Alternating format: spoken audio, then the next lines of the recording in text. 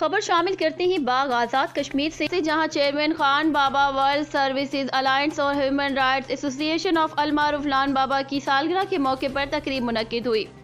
तकरीब में अहम समाजी शख्सियात और मीडिया ने भी शिरकत करके महफिल की रौनक को दोबाला किया। गुज़श्ता रात होने वाली इस तकरीब में ख़वातीन और हज़रात की बड़ी तादाद शामिल थी।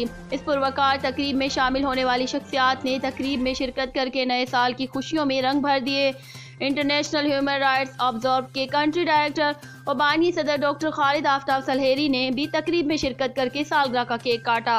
तकरीब में मेहमानों ने गीत गाकर खान बाबा से अपनी मोहब्बत भरपूर इजहार किया। इस मौके पर तकरीब में मीडिया के लोगों ने भी शिरकत की, जिनमें राना सईद, राजा आबिद, राजा आसिफ और हिना समेत सीनियर सहाफ़ियों मुजाहिद भट्टी और सोहेल अंजुन ने भी शिरकत की। Reporter bureau chief Samina Chaudhary, Fast News, Bagh Azad Kashmir.